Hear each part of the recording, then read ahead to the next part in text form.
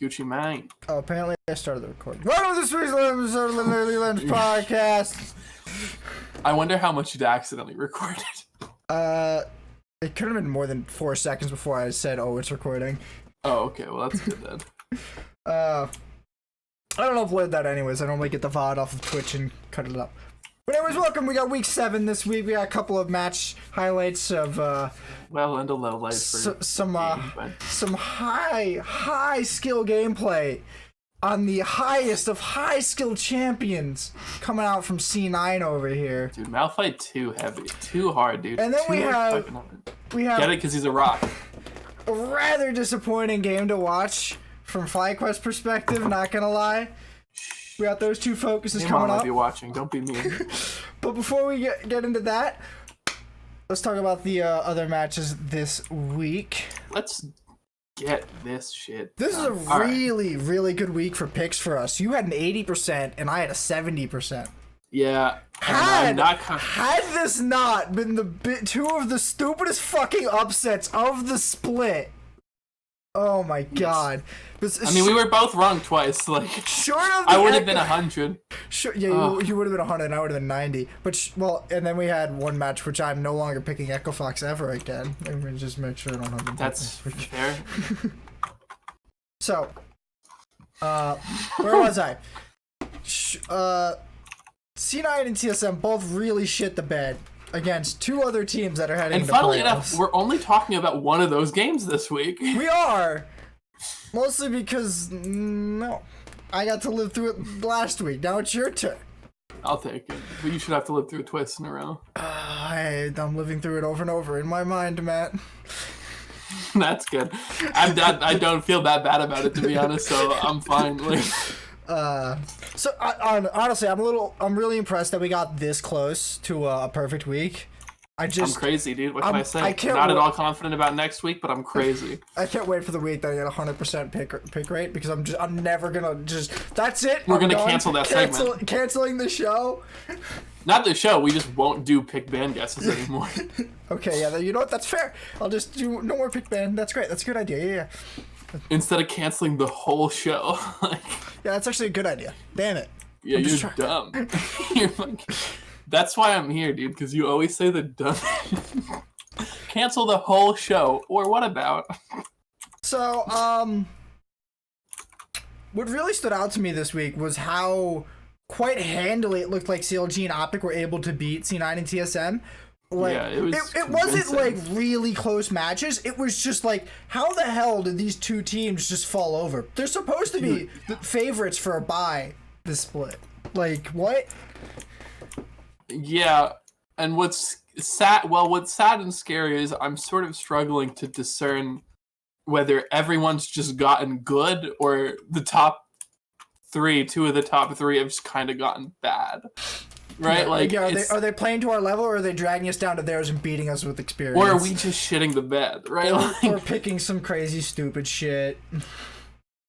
Yeah, and it's really hard for me to tell, and that's what makes me nervous is if this is a couple teams really, really rising up and putting in that work, playing at a high level, then I'm super stoked. Having more teams, so it's not just the same 3 teams in the top every year, I'm totally on board with that. I'm totally on board for a competitive, upper bracket. However, if it's 2/3 of the upper bracket just becoming bad, then yeah, that's not fun. If we're not improving to have a stronger upper bracket and extending that from a 3-team, but we're getting a bigger mid bracket. Yeah, if we're just dropping it down to Team Liquid is our only hope. Everyone else is a giant Q. Yikes! Don't like that, to be honest, at all, even a little bit. Yeah, that sounds like a bad future. Now, specifically, one of the points I want to talk about in the Optic TSM game, and this is the only thing I really want to hit. Ban Aatrox! For the love of God, ban Aatrox! Why is this not a goddamn staple? Ban Aatrox! I don't get it. How does no one get this? Yeah, I mean, dude, remind me, did Aatrox do work that game, or? Only a little bit. Yeah, by a little bit, I mean a lot of it.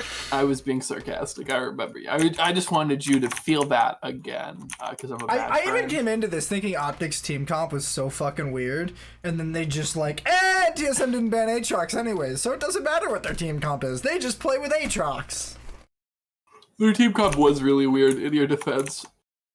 Yeah. It actually makes like no fucking sense, but it just doesn't matter. It seems to go nowhere, and then it's just like, yeah, but then Dokla goes 5-0. Fucking a lot of pressure from the meat man. It has no like one thing it wants to do. They're running. No, it's got like no things it wants to do. Everyone wants to do. I guess it's 5 things it wants to do. They're running Aatrox, Silas. What's that champion's name? Victor, Ezreal, and Lux. It's like. Dude, Ezreal Lux doesn't even sound like skirmish comp, and neither.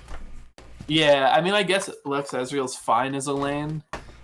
It's easier to hit your Qs. I think if you swap bot lanes, both these comps get better. Yeah, like a lot, but whatever. But who knows? All right, let's get into our one of our featured matchups this week. Sure. How about I turn off that? We got was the first one up? Was that CLG C9 and C9?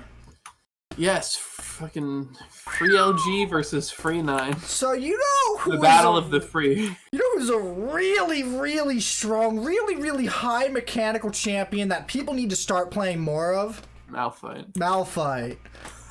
My boy Malphite. Oh Young my god. money, cash money, Malphite. Dude, I don't even understand how they lost that game. They got first blood on Malphite. Like, Jesus Christ. Dude, they did. He solo killed him because he's crazy. Well, because Malphite is he healed? Is he still injured? I don't know. He apparently hurt his hand rock climbing. Oh, Licorice is back in, by the way, this weekend, just for reference. It's no longer Kumo. But, Rest in peace to the lad. I don't know how Malphite gets a kill and just doesn't destroy that lane. He almost got another one. I don't know if you watched, but like Rune teleported back to lane and then got like half HP'd immediately. And Svenskeren was lurking around tower, like ready to gank if they had to, but they had blown the flash, and he was literally like, he TP'd in, immediately got forced off the wave. Luckily for him, he didn't overextend, he didn't get the gank off, but like he was like forced under tower and had to concede like so much fucking pressure. He was so far behind for like 30 seconds, and then I have no idea what happened. All of a sudden they were up 6-2, and then we got a bunch more kills and they got 3 more, but it didn't really matter. And then there was that early Drake they got. I think the first Drake was an Ocean Drake. And I think it was a 3v3 or a 4v4, but for whatever reason, CLG just had the ability to force C9 off. C9 was a little more scattered. They blew Svenskeren's flash. He wasn't able to get into the pit. And then Skarner did Skarner things. Are you talking about that first Drake that they got really tight? It was like, it wasn't really tight. It was when it was at like a third, Svenskeren landed a Q, the first Q on it. But then CLG just immediately zoned them off, and he had to flash to the blast cone on blue jungle, on their blue jungle, and then it was just totally free. Like literally there was no one on C9 even in the river. So after that, like they contested it early, but then after that it was just like they just bailed because I mean they had to. But a seemingly chronic issue of C9 this split has been their bot lane. And their bot lane seems to lack any ability to make priority, like at all. Like I don't think I've seen a game where like, oh my god, Sneaky and Zeyzal just won the game by themselves, or Sneaky really carried them. I'm sure there's a game where that happened, but like there have been some Zeyzal carry games. With the Lux. Going into playoffs looking like this, I'm wondering if the C9 bot lane is exploitable and if they can really like play up to anyone else. I don't think they are, because I very rarely also feel like they're the reason the game's over, right? Like, well, when you pick Malphite, it's really easy to like be like, well, Malphite was effective, but it was only effective for Malphite. Like, it's really easy. Yeah, but like even in this game, even though Sneaky kind of was, I mean, it was a 0-3 bot. Each had 5 assists. He was up like double this farm actually, almost. But well, the farm is, you gotta remember, because it's Sona. Oh yeah, you're right. I forgot it was Sona because she's dead in this picture. So I don't know, like this didn't even feel like, whenever they lose, I feel like they're just like a solid bot lane, you know. like they're like bot lanes we've talked about in the past that have seen success in the LCS, right?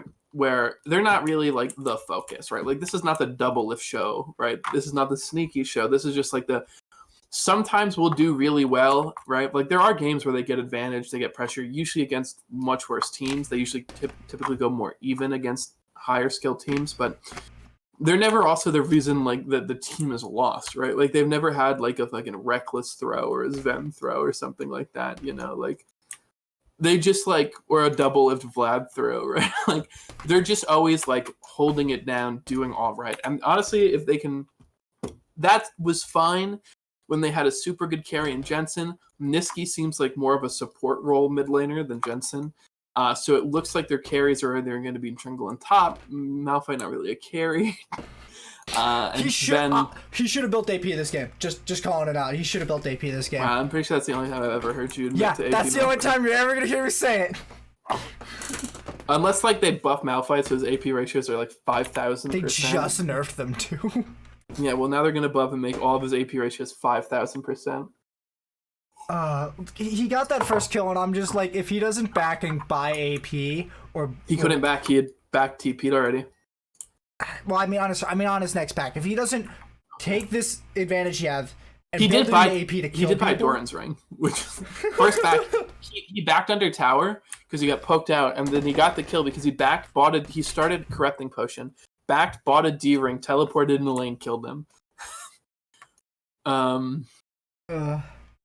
That's the best thing when you TP into lane and just kill some dude who pushed you out, and you're just like, haha. And then you like force him out of lane again. Yeah. That's a bad time if you're especially on Jace, where it's like, well, I guess I can farm with long range Q, but I've got like 4 of those and I'm out. Ugh. So yeah, I don't see what they were trying to do with this team comp. Because they're running Malphite, who I guess is supposed to be a counter to Tom Kench and Sona, on top of being a counter to Jace. Right, but on top of being a counter to Jace. Yeah. But then CLG are running Corki, Sona, Tom Kench, and what's his name? Skarner. Those are actually AP damage champions. Unless Skarner goes for like Trinity Force and all that, which no one does that in LCS. That's 4 AP damaging champions.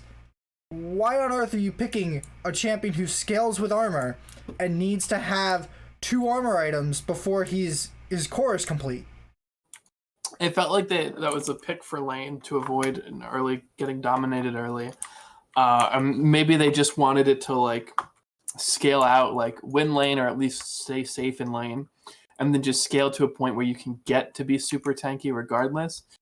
I guess that just didn't end up happening. I'm not really sure what the thought process was, but it was definitely a bummer for me. But it's really hard to look at this game and just say if they made this decision differently, this whole thing might be like very much in their favor, because it looked very convincing for CLG when they were just basically running circles around C9 for most of the game. The only good spot for Cloud9 was Malphite, but at the same time, Malphite looked like a detriment to the team comp and the team's I guess gameplay focus for this game. And then their bot lane not being able to hold even or get an advantage against Sona in lane means that getting Sona entirely paid off. It was an absolute win for them, because you don't have to farm on Sona to get money. You just get money. She gets paid for sitting there, which is Riot fix that. So I don't know. I honestly put a lot of it on the draft and a lot of it on the bot lane. Like those two things for me seem like the real problems, but at the same time, they should have been able to win this game given the tools they had. It wasn't the worst comp they could have played. They could have played Zed Yuumi bot. Yuumi was banned, I know, but it's not the point I'm making. I feel like I'm watching 100 Thieves play this game a little bit, where it's just like, I have no words how to help you. All I know is you have something wrong. Yeah. I don't know. I really don't feel like it was that much on the bottom lane. Obviously, I think they should have been more ahead considering the matchup. I believe at a point early on, one of the casters remarked that it seemed like a win for Sona TK because it was 4,200 to 4,000 gold summed according to Jatt. So being up 200 gold, well, not a lot, is for Sona and Tarek. That's basically a win, right? Like you're not down. I went even. That's the whole point of the lane. Yes, and so for me to see that, it was kind of a bummer, but I really don't feel like it was like the reason they lost, you know. Well, I mean, but maybe I'm just trying to make excuses for my sweet boy Sneaky. What TL played GGS? Is this gonna load? Or no? Yeah, TL played GGS, and now my page is reloading. What the hell? Okay. And they smashed them. They were playing Varus, but they were playing basically a very similar lane, which is Xayah Rakan, which is well, it's close. It has a little less engaged compared to Sona. What are we talking about now? Sorry, I'm trying to compare the bot lane of okay, I see. Of a double lifting core JJ versus they made a lot of plays. FBI went 1-7, and most of his deaths, I'm pretty sure, were from his lane. And he had a Tom Kench. Yikers! That should be what's happening to Sona Tom Kench over there. Like, this should be getting demolished and shoved under tower and dove by Lee Sin. This shouldn't be a problem. This should be a repeatably executable play for this team. And they just never did it. And they never got an advantage bot side with Lee Sin jungle and a free shove up to the turret. Like, you got to be able to make those plays, and they just couldn't. It's almost like watching TSM play Yasuo bot and then just failing 2 dives in a row and losing the game off of that. Except they didn't ever try the dives. Yeah. Yeah, I do think it felt a lot, I don't know. I was very surprised watching the game. I remember I did not watch it live. I was busy. However, when I watched the VOD, I hadn't looked up one, and I saw the early stage, and I was like, oh, all right, this is going fine. Like, I'm down for this. And then all of a sudden, like, I was like, oh, fuck. Oh, God, it's over. And, like, I couldn't even parse, like, what was going wrong.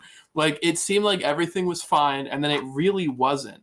And then it kind of got fine, but, like, I was having a hard time really deeply grasping what was going wrong for them. Like you said earlier, like, there doesn't seem to be a single point where it was like, if you did this better, you would have been fine. It was just like, oh, shit, like, I don't know. Like,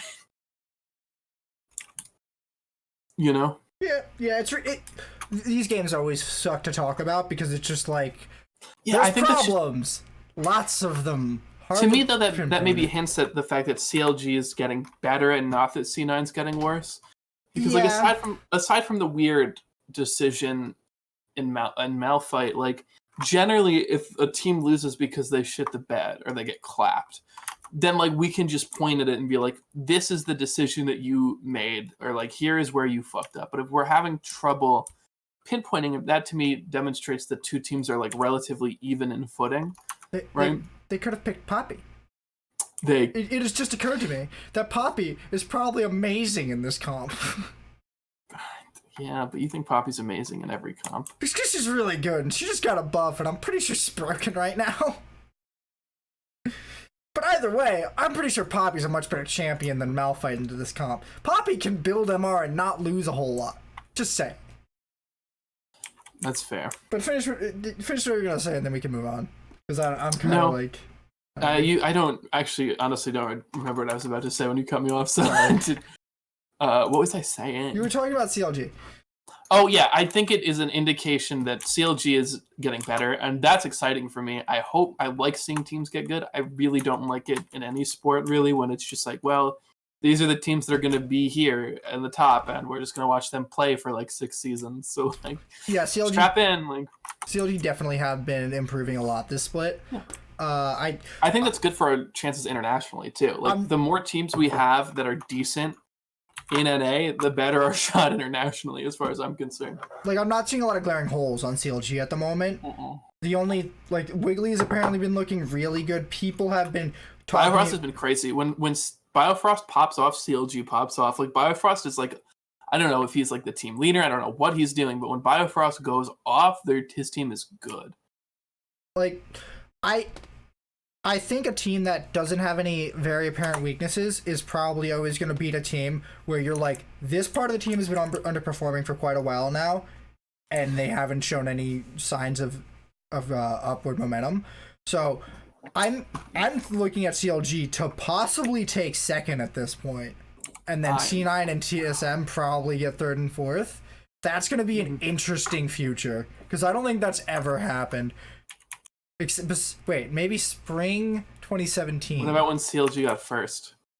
No, what I'm saying is when CLG when TSM or C9 didn't get a top 2 bye. Oh, yeah.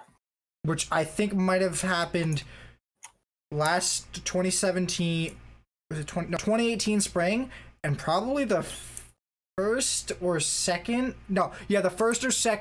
split of LCS overall, 2013, when Vulcan I think got second and TSM got third. This is so long ago I don't remember, but I know Vulcan got second. Anyway, ancient history aside. I love I mean, it'll be really interesting. My hope is that C9 finishes in the top 3, but top 2 or top 1, but you know, we shall see. I'll just take a world's trip. I don't know. Doing your fucking world's trips, man. All right. What'd you say? Nothing. Wait, no. What'd you say, you bum? I just said you and your fucking world's trips. Oh yeah, like you don't care about worlds. Like it didn't crush you when TSM missed Worlds. It's for Trumps. All right, Heart of Thieves versus FlyQuest. So I watched this game like an hour ago, and me too. Cause I got to the Clutch Fox game, and I wrote down in my notes, "Who cares? I'll VOD it later." That's fair. And I left and didn't care about the rest of the day, because that game just disinterested me so much. I legitimately can't blame you. However, I'm very interested in this sort of peeling back of your process. Fuck it, I'll do it later. Who cares? I don't care if I do this for a show. I couldn't keep watching. It was gonna be boring. I was gonna fall asleep at my desk. Yeah, was that a Sunday or Saturday game? That means the games were over at like 4 o'clock. Yeah, but I woke up at like 4 in the morning and I didn't want to keep watching. What the fuck, bro? My skate schedule was fucked up. Let's talk about a Heart of Thieves. God damn it. So, alright, dude, but get a healthy ass lifestyle, son. Like, I'm worried about you. No. People don't ban Aatrox, and it worries me. Ooh. It's like a personal thing for me, because I played a lot of Aatrox, and boy, howdy is he broken. So, fuck, dude. Why do you not ban Aatrox, then don't pick Aatrox in the first 2 rotations? It's pretty crazy, because it's like you assume people know he's strong, or at least difficult to counter. So to have him floating around without any contesting, just like not banned, not picked, like it is pretty wild. Like these teams should know how good he is, right? And they're not. I don't know what they're prioritizing over. Like there's certainly things that are worth prioritizing as a pick, but then maybe just throw the ban, like because he's not that hard. Everyone can perform. I'm surprised you didn't make fun of Dokla for the fact that he had to win on a fucking like Aatrox, but like it seems like literally any top laner in the LCS can play him and carry. He's so broken, and but they should know that. That's what I'm saying. They just removed his revive, and his win rate didn't even move. Like, oh my god. He didn't even need it. Balance and lore questions aside, this champion is so goddamn strong. What do you mean lore strong. Questions? Again, different podcast. What? I don't want to do a lore podcast with exactly. you, but I will though if I have to. I don't even like the. Well, it's not that I don't like the lore. Just I'm not that interested in the lore. Changes every 2 weeks. Anyway, just like the patches. So. Every patch there's a novel at the bottom no one reads. It's the new line.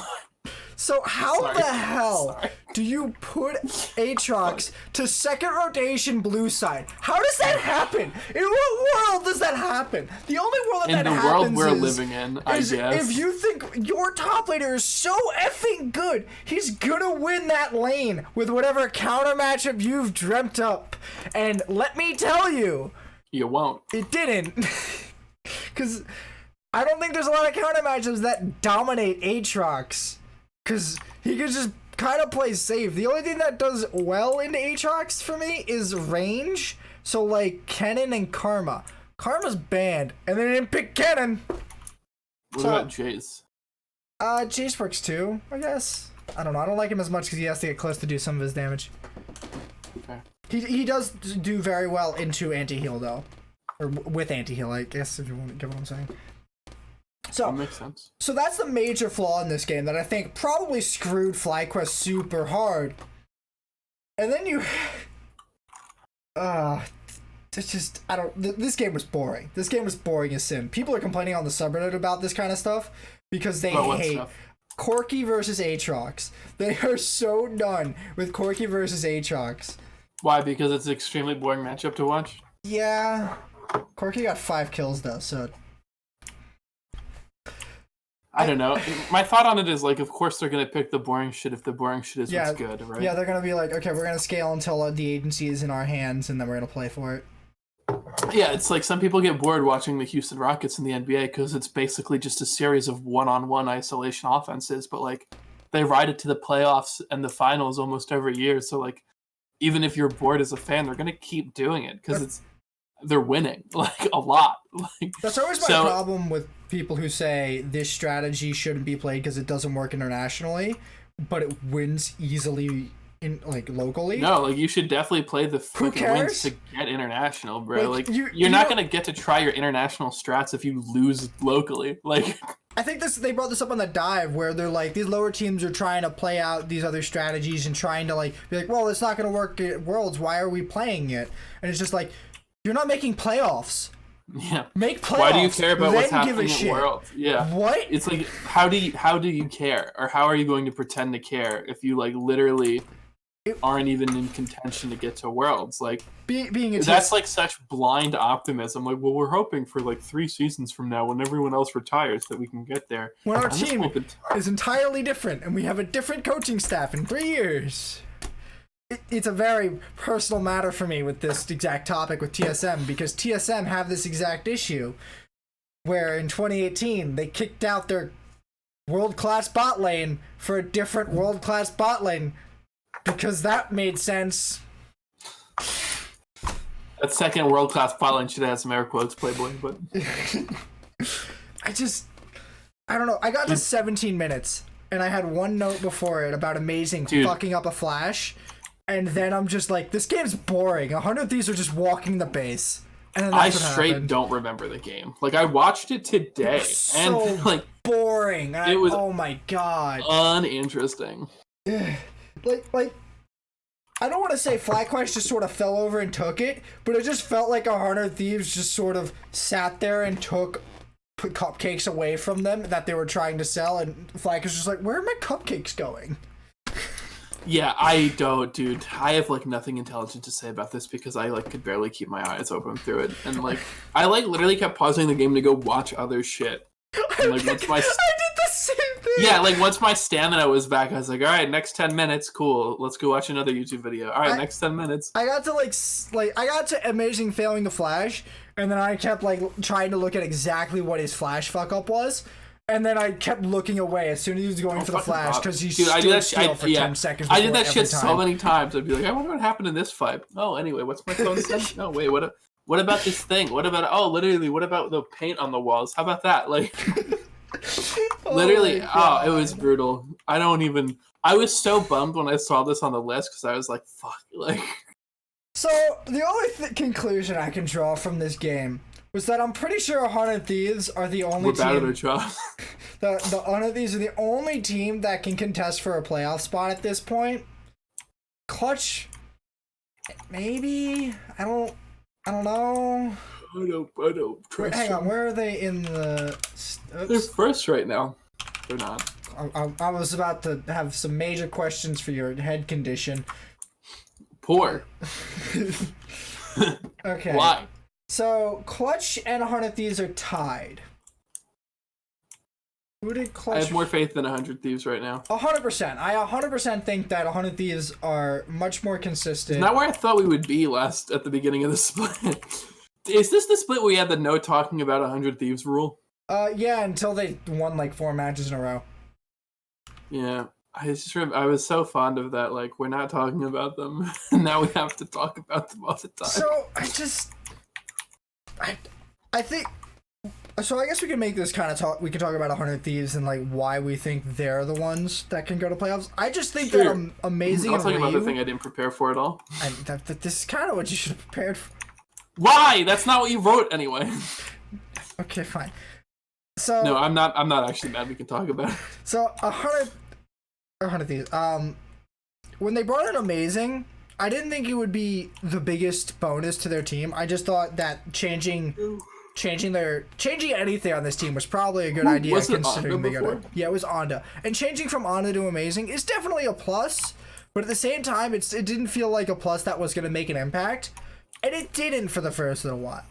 But then to be fair, like the first week he played, he literally had just gotten off the plane. Oh, he went from customs to the LCS. Yeah, so like they had no scrim time, right? Which is what I think I'm gonna bring this up a little bit later when we talk about Mike Young, but I think a big part of this stuff is like scrim time. Obviously, I don't think that's an exceptionally interesting thing to say. I think it's just true.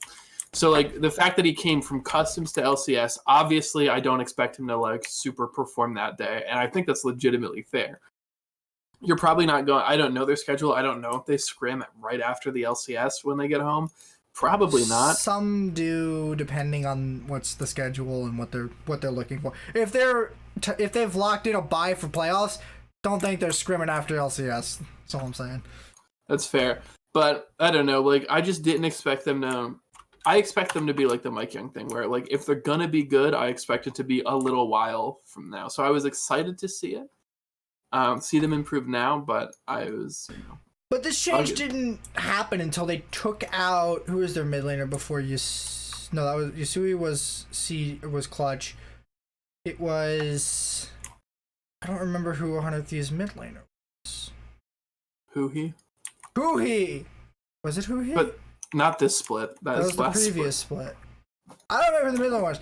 Regardless, they dropped their mid laner for Ryu and they dropped Someday for Fake God, and then something clicked and their team started coming out, and I think Ryu is probably really good at macro. Soligo, that's right.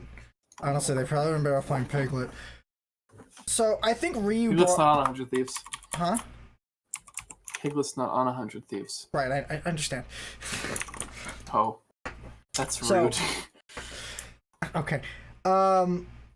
Where was I? Ryu seems to have been the key to their success. At least from what I get.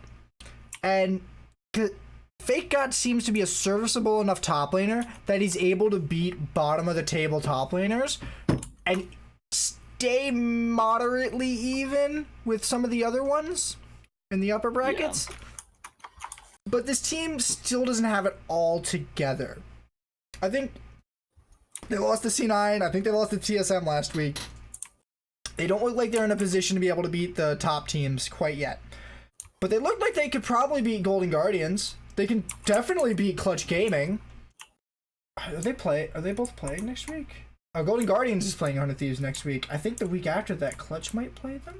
That would be an interesting matchup, just because they're both sitting so close to playoffs. Mm-hmm. I don't know what they're going to do about Optic. Optic and 100 Thieves at the moment kind of look close. And did they play last week? I don't remember.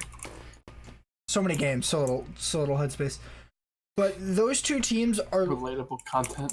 So like 100 Thieves, Optic Gaming, and Golden Guardians, they're the ones fighting for those bottom 2 playoff spots at the moment. I think our top 4 is virtually locked in at the moment. But the rest, those 3 teams are kind of an enigma. I'm looking forward to seeing what else 100 Thieves can do but I feel like we're close to the ceiling too. I don't know how much more upward momentum they're gonna get out of Fake God, and I don't know how much more in the tank Ryu and Amazing will have when playoffs hit. So again, we'll have to wait and see. I think we're almost out of gas for 100 Thieves. I think they might make playoffs. They'll just kind of eke in there on fumes and then probably fall out just like Echo Fox did. But I feel like the same thing will happen to Optic and Golden Guardians. I think that's pretty similar to my read. I think that they're doing really well against the teams at the bottom of the barrel and really well against the teams and pretty well against the mid-tier teams. I still have zero faith in them against TSM C9TL. So I have zero faith in a lot of teams against them, but they still drop games to other teams, and I'm fucking, I don't know. I hate best of ones. Yeah. I can blame that on best of ones, right? Right, guys? That's okay? Sure? Blame whatever you want on BO1s, dude. Whatever you need to get through the night, buddy. Alright, is that all you got to say about 100 Thieves and FlyQuest? Or do you want to talk about really how FlyQuest was really disappointing us? I think that's all you got to say. And our buddy Haymon, who's a big FlyQuest fan. Alright! On to the big news this week! The best news I've heard in a long time! Oh that's boy, so our boy's back! Oh, this one. I thought this was the Echo Fox topic, and I was like, you're such a dick, bro. Oh, hell no. Oh my god, dude. I thought you were introing the Echo Fox. Oh my god. No, you're right. This is the best news I've had in my entire life. Oh my god, I felt so bad for the analyst desk, this whole split, and then I see this on Twitter, and I'm like, no, they're fucking with me. They got me. Then there's the video, and I'm just like, nah. This is just a 1 week thing, or maybe he'll just do it until playoffs, just for a little bit of fun. And then it's just like, nah, he's back for good, and I'm just like, this is amazing. I'm all for this. I want to watch this. And dear Lord, was it great. I love Jatt. I love Jatt so much. I miss Jatt. I missed him a lot. And I hope we see more from him. I think we had a segment sending him off when he left. And I think we mentioned then that Jatt was both of our favorite caster. Like, I love him, dude. He's so good at what he does. It's insane. He's really smart about the game. He's really eloquent. And he delivers the information in a concise, clear, and interesting way, like consistently.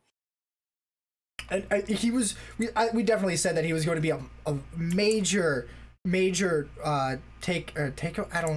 to be a major loss for the show in general. And I definitely think that showed. It was like everything was just kind of not there. It wasn't all the way there. They were missing that piece, and Jatt was that piece. And oh my god, is he gonna save the LCS? Dramatic, but yes, is the answer to your question. He tried to save us in the balance team, and he just couldn't do it. So he's gonna save what he can with the LCS. No. Look, he's coming back. I'm actually so stoked, dude.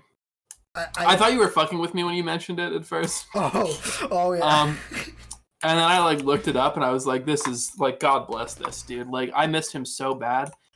And to have him back is very exciting. I actually don't know how much I could actually say about this because it's hard to really be like Jatt's so good because of this. No, I can't tell you why he's good at casting. I can just tell you that and I don't think that like. I'm not trying to say he's like empirically the best at what he does. I'm just trying to like. His style, I respond to very strongly, and the things he does, especially because I've been a fan of the game for so long, I've seen him for so long, is very exciting to see him, and to see him do what he does at the level that he does it, or in a way that at least I really, really interact with it. Reddit actually really likes him too. I don't think there's anybody in the League of Legends scene who's like, oh my god, Jatt's so annoying. He's like this, or Jatt doesn't know what he's talking about ever. Jatt's always on point and always like it's not like Freak where people just feel like Freak doesn't know the game because he's whatever they call the people who call out team fights as they're happening and color commentator. I don't know. Or shout cat. I don't know, dude. Yeah, those two things never really made sense to me. Play by play or color commentator. But no, whatever Freak's job specifically is, everyone seems to think that Freak is only good at that. But Freak is actually really smart about the game, and he does really detailed numbers-based breakdowns of the patches every time. And I used to watch them, but there's so much numbers that I just can't watch them and do something else at the same time, like I do for Skara, who just kind of talks about what he feels they'll change, which feels better to me. I don't know. So people just like Jatt, and I don't. It's hard to fully like express or convey exactly why people seem to like Jatt, but everyone seems to like him. And to be honest, if everyone likes him, please put him in the show. And with Kobe turning to a contractor instead of being a full-time employee, I didn't see that. You don't remember that talk? I don't know. Did we talk about it last week? I don't know, but I also we did not talk about that last week. I did also kind of want to use this to talk about that a little bit. But Kobe did move down from being a full-time Riot employee to being a contracted Riot employee, more similar to what Mark Z does. Is there a reason? He just wants to do other things. TFT. Is that it, really? I don't know. He wants to do other things, and I'm like, that's good for him, but at the same time, at that moment, it just looked like, oh my god, everyone's leaving the LCS first, Jatt, then Zyrene, now Kobe. And it's like all the analytical talent in NA is gone. And then thank God this week came. Because, our fucking Lord and Savior, dude. Jatt at it again, dude. Like, Jatt it was looking pretty bleak, like especially after the Kobe announcement. It was definitely looking like NA was gonna have no sort of analytical discussion about League of Legends that had any sort of substance outside of Mark Z and I guess Freak, who seems to be the second best analyst. So no substantive. Nah, shout out Mark Z. He does his job. So I'm looking forward to it. I love Jatt. They opened this weekend with Jatt stats talking in a sort of pre-show thing to the other desk members, I guess I'll call them, and Jatt unplugs Jatt stats bot from. Oh my god! If you haven't watched the intro to the countdown, I actually haven't seen that. Is it good? It's funny. I love it. It's great. Link it to me after the game or pod. Anyone who hasn't watched that, go watch that. It's funny, that sounds very especially funny. If you like Jatt. I miss Jatt stats. That's such a good segment. It is. Okay. Next segment is the problem player of the week, I guess we'll call it. Is Mike Young working out? I haven't seen him show the guns. I've seen him in the gym, bro. I've seen him. No. Lifting mad weights. I'm sorry. I really could not pass up that shitty joke. Oh wait, hold on. One last Jatt thing. Did you see the LCS support group skip? Oh yes. And it was like, hey, please don't tell Freakus that about the puns. Like. Oh my god. It was so good. Anyway. I had to rewatch that because I missed the Jatt part. I just caught the end. Okay. So Mike Young replaced Rush on Echo Fox, who might not be in the league soon. Well, no, he got dropped from Echo Fox. He's not in the league at the moment. I meant Echo Fox. Oh yeah, that's the next topic. So I have a lot of questions about why you would bother doing that and replacing him with Mike Young. I get it. You need to make a change. And the other jungler you had wasn't working out either. But, what is this change? Who is on Echo Fox right now? You have Solo in the top lane, who looks like their best player, yet the most erratic top laner in the league, short of Huni. No. Then you have their mid laner, who is escaping me at the moment as I pull up their players. Phoenix. Froggen? No, he's on. I was gonna say. I was fucking around. That's a couple of years ago, man. So their top laner is Solo, who looks really erratic. Mike Young, who we're talking about right now. Phoenix, who is inconsistent. Lost as their AD carry, and then Apollo and Hakuo. I don't This team just honestly seems like it should be the last place team in the league. Especially looking at how 100 Thieves has improved. I don't remember where we had them in our power rankings. I think they might have been close to playoffs because of how they were looking kind of on an upswing at the end of last split. But I just don't get it. How do you drop Rush an MVP jungler, mind you, from Mike Young, a jungler who has shown multiple times that he's got a lot of problems. And I don't mean to be like Mike Young's a problematic player. I just mean that he hasn't worked out for anybody. Like, who has Mike Young worked out for? He didn't work out for TSM. He kind of worked out for Phoenix 1, but beyond that, I'm just like, come on, I just don't see it. I don't see why you make this decision. Huh? I guess it was a gamble. I guess they weren't happy with Rush's performance, and they didn't think that it was gonna improve. And I think, Echo Fox just wanted to try something new. I don't think it's gonna work. I don't think they probably wouldn't have gotten playoffs even if Rush had stayed and performed at the level he'd been performing at. So, I mean, maybe they would have. Maybe it would have turned it on, but I certainly don't think they're getting it now. And I think it's kind of going to be a rebuilding off season for Echo Fox, trying to iron out a lot of their problems and a lot of the issues with the team gelling, consistency issues, identity issues. So it looks like Echo Fox are virtually out of playoffs. There's probably 5 ways they get into playoffs, and they all rely on stupid luck of everyone else shitting the bed. Which could happen, but like, looking at Mike Young's stats, this is 1-5. Awful. He is 1-5. He has a 0.6 KDA. I don't think I've seen a player with that low a KDA ever. I don't know. Like, these stats are so low. He has a 4.3 CS per minute. That means he takes 1 camp a minute. Mm-hmm. I don't know. Well, this is kind of looking at it's hard to say, look, see, you made the wrong decision and not feel like you're being an asshole about it. But I think it's even hard to say that too, because I mean, we're not clairvoyant. We don't know what would have happened if Rush stayed, right? Like, Rush was underperforming by Rush's standards. He wasn't doing this poorly. Oh, by Rush's standards is MVP. Exactly, though, but he wasn't hitting that. And, I would not have been surprised that even with Rush, Echo Fox missed playoffs or just snuck into playoffs, right? So I think it's really difficult to say they even made the wrong choice, because I don't know what was going on with Rush to make him so 50-50, where some games he would pop off and be the god, and other games he would just be completely complete non-factor. I love Rush. I have a lot of kind boy. Yeah, the OG, the lad, the one and only. However, I can't really blame Echo Fox. It's just kind of surprising.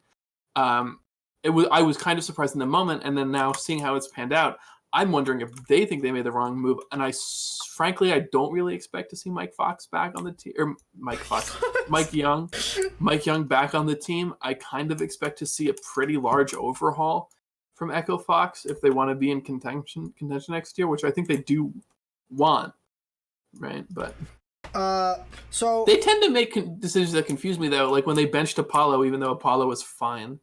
Was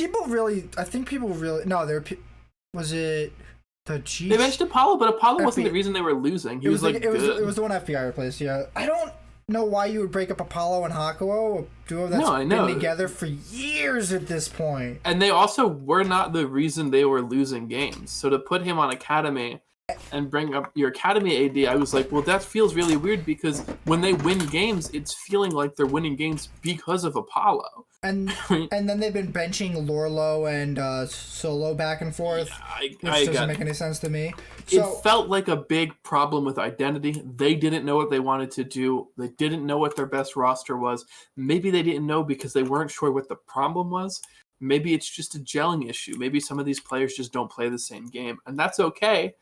But, what they're doing with the constant swaps and the cutting people or cutting their jungler, to me that signals a much larger problem, right? Because it doesn't seem like you're making any progress. You're just making all these radical shifts, and you don't seem to be learning too much from it. Or if you are learning, you're not really applying that knowledge to improve, which is bad. So I have stats for Rush now. Now, Rush also has 6 games with an identical win rate. 1-5, really? 1-5, yes. Oh, wow, that's surprising.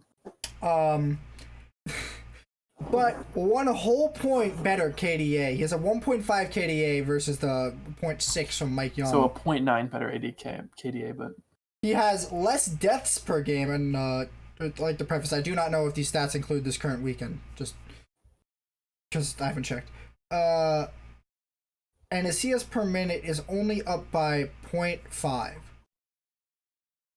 So I don't really know what to say when looking at the other jungler who only has 2 games, Panda, who Echo Fox ran I think a bit earlier in the split, who has better stats than them across the board basically. Fewer games though. Fewer games, yes, that means a little more variability, but he's got a 50% win rate. Point flip season, boys. Just put him in at this point. Like, what's you got to lose? You keep flipping out Lorlo and Solo like you got like why not? Yeah, just start flipping out Panda. I think that you struggled for a figure of speech there, but you couldn't find one. I don't know. We keep. Yeah, dude. I don't like it when teams do nothing and they're still failing. No, they're not doing nothing. They're doing a lot and not making anything out of it, which is worse. Yeah, that's the other thing. Is like, is it worse to make seemingly random or thoughtless changes to just see what happens and still not arrive at a better conclusion than when you started? Like, so Echo Fox just seemed to. They should probably throw this entire season away and.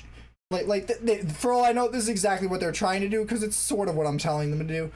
But just start playing with things and just be like, you know what? We're going to try out our Academy bot lane with our LCS mid laner, or LCS top laner, and our Academy jungler, just to see what happens. But I guess you could save that for scrim time and then just put whatever the best thing you found that week was. But, like, this one decision to replace Rush with Mike Young, a player who has been performing worse than Rush was, and the other Rush replacement. He's performing worse than Lyra, and Lyra has been playing like garbage too. I'm at a loss for words with how seemingly awful this decision has been, but I'm also at a loss for what they should have done instead. And I guess the answer is nothing, and just kind of played out the season, because they're not making playoffs. They weren't making playoffs when they dropped Rush, and they're not making playoffs now. Is that all you got from Mike Young? Yeah, I don't expect to see him back on Echo Fox. Hopefully he gets another chance in the league and he improves, but I'm not sure if it's just a gelling issue or what, but I think you're right. I think they got to throw this season out and be like, all right, move on to the next, hit the rebuild button. And yeah.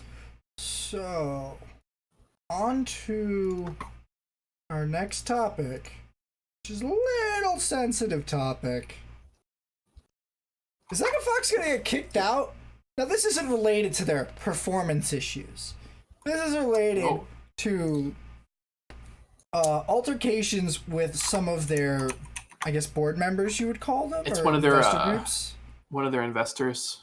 One of their shareholders is the language the articles uses. Okay. So one of their shareholders has been using racist comments and references to refer to Rick Fox in internal company memos. As well as one of the other, another person within Fox. Yeah. And Riot initially allowed Echo Fox I think it was like, what, a 2-month window to resolve the issues? So 60 days. So you had like a 60-day, 2-month window to resolve the issues, which was extended by a week. Today's the deadline. And I want you to know that literally this entire time I've been sitting here refreshing. I just checked it before we started talking about this segment. Oh, dude, I've been refreshing nonstop. News. I'm still not seeing anything about it, which leads me to believe. I would guess they're going to comment on it tomorrow, the day after the deadline, if they don't meet the deadline. But yeah, or if I also wouldn't be surprised if they just don't comment, and then we could, if after a while, we could take that as like, oh, they're still in the league, right? Instead of do something about it. But I mean, they said something last week when they extended it. I would expect him to say something this week, to be honest. Fair. I'm just saying, like, it wouldn't be shocking, right? I'm not gonna be shocked if they don't say anything at all today, but if they don't say anything at all tomorrow, like no one says anything about it tomorrow, I will be surprised. Like even if Rick Fox doesn't say anything about it tomorroy, which Rick Fox has been extremely quiet about the entire incident. I don't think he's even commented. He has, but not since. Oh, okay. Not since they got their like solve this in 60 days things. I don't think I've heard him talk about it specifically, but like back when it first broke, he was rather vocal about the whole problem. But he's a smart businessman from what I can tell. So I don't think he's going to go around shouting about this constantly, acting like a rage monkey, hoping it gets fixed. So I think he's a smart businessman. I think he knows what he's doing. I got a lot of respect for Fox because I think he's good at what he's doing. I don't know. I like what he's doing with Echo Fox, short of their roster decisions. Well, he's not even in charge anymore. I think he took a bigger step in recently because they dropped it to different management and it was a whole problem last year. But on to the specific topic. Last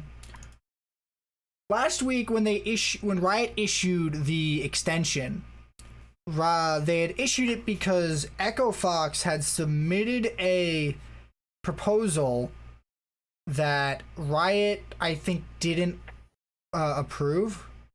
I think what happened was the proposal said they would remove the shares of the shareholder to basically a family member of them, I'm pretty sure. Which, look, I'm not a businessman who deals in shareholders, but that doesn't sound like it's really accomplishing any goals here that anyone who wanted to fix this problem was trying to fix. So, yeah, of course they got denied that and they got a week extension to fix it. Now, from my 1 week, by the way, is not a lot of time to sell a company or business entity worth a lot of money. They've had 60 days before that to do it. Yes, but if all I'm saying is they probably shopped it around.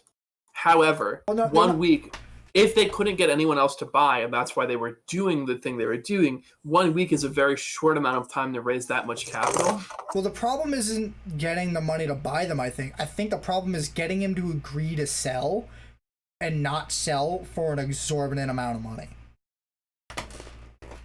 Maybe shareholders can be removed through other means, though. But right? We don't know what their contracts look like, so we don't know the terms. We don't.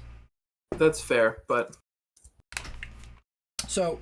To be honest, though, it would most likely be in this guy's best interest to sell because he would probably get money if he gets bought out, and if they get removed from the LCS, their company's worth a lot less. Yeah, that is the real thing. Like he can basically this is the worry is that he can say, the ship's sinking and you're going down with me unless you give me basically all the money. Sure, but that doesn't make. I mean, the gamble there is that then he loses all of his investment money, right? Well, he's going to be making his investment back with more because of this scenario. He's going to be if they get to sell, but if he says like if he threatens them like that, right? Look, I'm not a business person. I don't know, but if he says like this ship is sinking where you're paying me X, and they're like, cool, we won't pay you X. If he is the shareholder, that means his money is in the ship, which means if the ship sinks, he is the one who loses that money. Right, and that's the thing. Is he willing to bite whatever he's invested into Echo Fox just so that he can not get paid extra? Like, look, I don't know why. I'm not exactly a racist, so I don't exactly think like this man does. So it's hard to really be like, it makes no sense why you wouldn't just leave if everyone's having a bad time with you there and you're going to lose money for staying. So he may just leave. I doubt it. I mean, they still, because it's like I don't know, like he's a venture capitalist. He seems money, very obstinate from what I've been reading about this whole thing. He seems like he's trying to get all the money he can out of this deal. The real problem here, I think, is that the LCS can't strong-arm people out of the shareholdership of the orgs within the LCS, which feels... Well, because the only thing that they can strong arm them with is kicking them out of the LCS and not strong arming the shareholders specifically, because of probably how differently all their contracts with their specific shareholders are organized. Yeah, I don't know much about it. I know in the NBA there's a history at least one time of an owner being banned from the NBA. Right? Also like, for racist comments. Yeah, Donald Sterling and the LA Clippers. And I mean, they didn't immediately have a buyer, right? Like there have been several times in NBA history where a team would need to be sold. However, they could not find someone to buy it quick enough. And what happened was the NBA took temporary ownership over the team. And so, I mean, they were like hands off, right? Like they weren't doing like active trades or signings. And it was like, as quickly as we can get a buyer, we can get a buyer. But basically, the NBA became the owner of the team until an investor or a buyer could be found. So the equivalent of that would be if Echo Fox did get kicked out and we're kicking out the Echo Fox orb, then LCS would hold on to that spot. But we're trying to. But what I'm saying is they could, because that would be a hypothetical. You could have done that with Donald Sterling and the LA Clippers. But what I don't know how the contracts are structured in the LCS. I don't know how the contracts are structured in the NBA. But it is a hypothetical that they could be like, you yourself are banned and lose ownership of this spot. Like this guy is banned from the LCS. He can't have anything to do with it, right? So well, I'm pretty sure he is now banned from the LCS.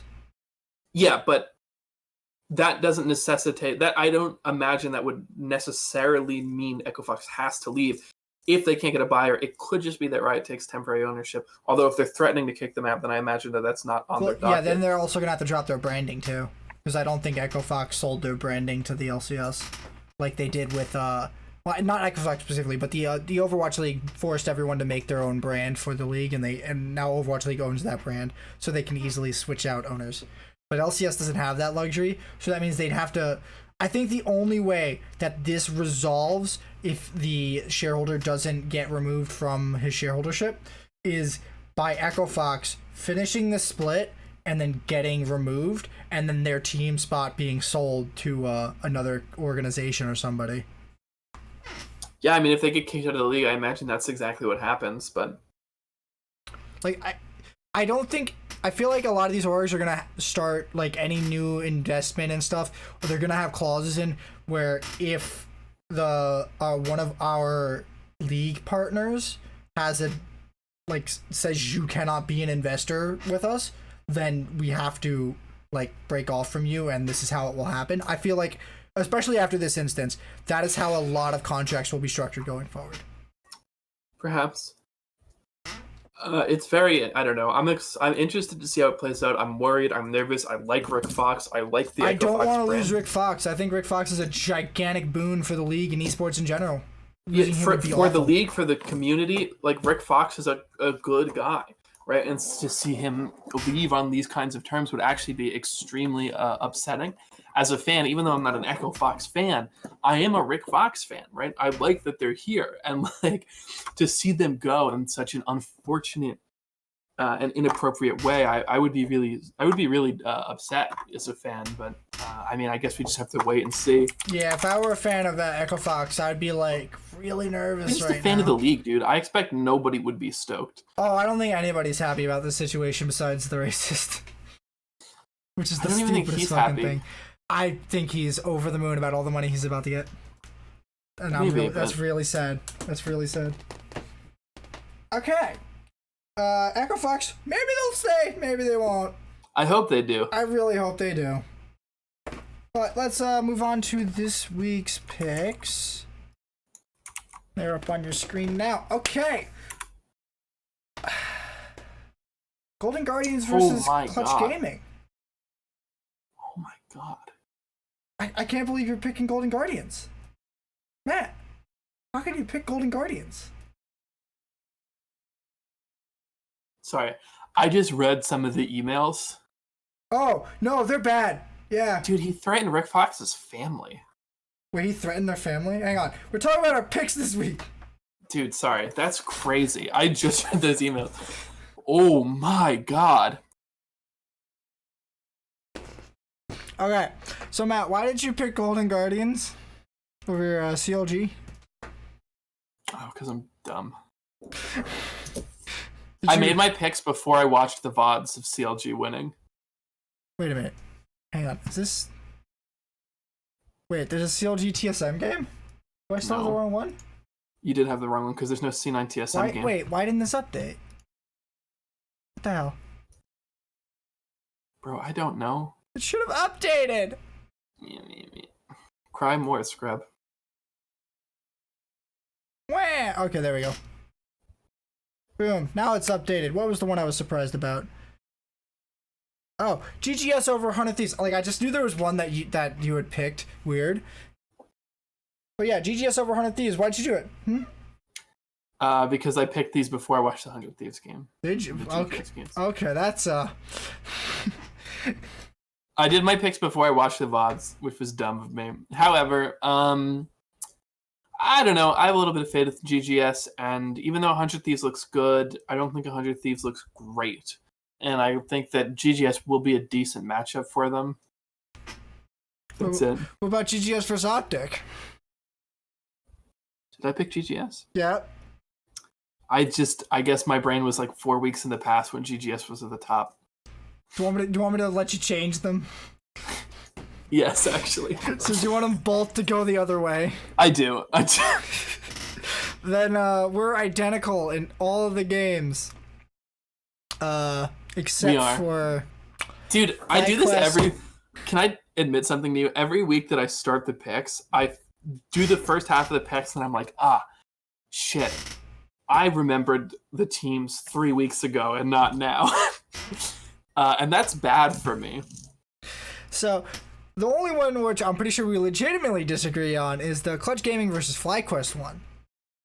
So, why do you think FlyQuest are going to beat Clutch Gaming? The sheer optimism. Sheer optimism? I just want it to be the case. I like FlyQuest. I'm not sure that I think they really will. I like FlyQuest. Some of my friends like FlyQuest. I want to see Turtle succeed. I think when they do pull it together, they look pretty decent. It's just that they very rarely pull it together. Wow, you deleted that.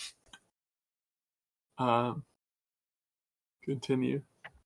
That's it. Just when they pull it together, I think it's good. Did you just tell me to shut up about it? I think when they're good, I think they're really good. But listen, it's just like I have your stream open, so like delayed. I'm getting these hand signals, and it's really throwing me off. So I have to minimize the stream. But I think when they're good, they're really good, and when they're off, they're really off. But I don't know. So I just think that fucking fun ass motherfucker out here. I just think that FlyQuest aren't pulling it together anymore. I think they hit their ceiling. They're out of momentum, and they're just not going to keep going. I think while Clutch might be more volatile, they just have a better, I guess, team identity and a better idea about how they want to play. And I think Huni and DeMonte might actually just be able to straight carry them through this game. Also, Cody Sun's been looking up, to be honest, and Wild Turtle has not been looking up. So, that's fair. Perhaps this was just blind optimism on the part of what I wanted to happen. Sometimes I make my picks based on what I want to happen, not what I think will happen. But I mean, I gotta start coming up with ways to get ahead of you in these picks and bans. I gotta start coming up with I can drop one as my real thought. Especially if we're going... Is this the only difference we have? I think so. Yeah, it looks like the only difference this week. So next week, after I change my vote, next week we gotta be calling out some shit. We gotta call some upsets, and then we're both gonna be calling the same upsets, and it's just... Yeah, so, I mean, I don't know, but... I just don't feel like there's gonna be a lot of upsets potential outside of the C9 TL game. And I guess the GGS 100 Thieves games, if you want to call that an upset. I don't. Which, out of recent record, I really doubt it's anywhere but even. So yeah, that's our picks for this week. But we have a match preview to talk about. What? Yeah, we do. I'm like, man, this has been here. What? This is a big match. The thing we do every week, we're doing again? Cloud9 versus Team Liquid. Big matches. Big stakes here. Big stakes. I don't know about that. What are they? How close are they? I think they're close to first and second. Let me just pull up my exact records. All right, we got Cloud9 at 9-5, and TL, who have just secured their playoff spot at 11-3. So Cloud9 is 2 games down. So if they want that first place spot, they gotta win this game. Because not only does this help them get to that tie, this means that they can have a 2-0 week and guarantee TL's 1-1 week at a minimum. I don't think CL's not going to get first, but I do think Cloud9 can beat them. And I say can because I picked TL, and I'm pretty sure they will beat them. So, Matt, why do you think that Cloud9 has a shot? Or if you don't, do it all. I mean, I do think they have a shot, right? Like, I think TSM, TLC9 are still pretty up there. I think they're all really good teams, good organizations, and I think that they just have a shot by virtue of the fact that they're highly skilled rosters with a lot of training and a lot of really good training and a very good support system, right? Like, whenever it's those top 3 teams that we've talked about a lot fighting each other, I'm never going to be surprised by who wins, right? Like, I'm never going to be shocked if TSM comes over TL or C9 or C9 over the other 2 or TL over the other 2. I'm just like, yeah, I mean, they're really fucking good, and like really good teams can win those games, even against other extremely good, extremely skilled teams. I picked TL only because I saw with the sort of weird pick with Malphite and maybe a little bit of I don't know. I still think TL is just a little bit better, probably, realistically, even though I'm the C9 fan. I just have to admit that. But I mean, like, if TL's off the ball or if C9's just super on the ball, then I don't think it would be surprising or weird for them to win by any stretch of the imagination, just by virtue of their general skill level. It's a very boring answer to your question, but and I'm pretty sure the answer I give to every time you ask me why one team might beat another in these top 3, but I got some spice to that. Okay, I think the biggest... Oh yeah, you're gonna fucking flame me? Yeah, I think the biggest wall that Cloud9 got to get over is their bot lane just sucking so much. Damn, that's real saucy. I think they're about to get booty slapped by TL and Cloud9 by TL, LLoLP, and Core JJ. I can't words today. Today? Yeah, today specifically, and only any today. Other day. But every other day of my life, I'm gonna be eloquent as fuck. But today it's correct. So I think Core JJ and LLoLP are going to destroy. I think they are going to win the lane. I think they're probably going to get 5 kills before 15 minutes. And I'm going to check that number. Someone write that down. So 5 kills in 15, bro. That's crazy. I think that's going to happen. Do you actually believe that, or are you just trying to be spicy? I definitely think they're going to get 5 kills out of that bot lane in 15 minutes. In 15 minutes? Oh, hell yeah. That bot lane is about to get destroyed. Because that is how that is how TL win games and Cloud9 loses games. So, I also think the top lane's pretty evenly matched, though I haven't seen Licorice much recently besides the last week, so... For reference, last time the 2 teams played, the bot lane died 1 time. Sneaky died once, Zazel never died, and C9 won. Sivir Lux. That's safe as fuck. Yeah. That's fair. That's fair. I'm still calling it. I'm still sticking to my guns. I called it. I said it. I meant it. We're going with it.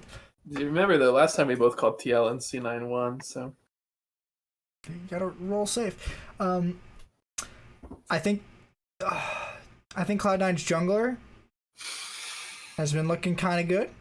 Little bit good. I mean, really close to MVP. Talks. Yeah. He's decent. He might be MVP, but you know.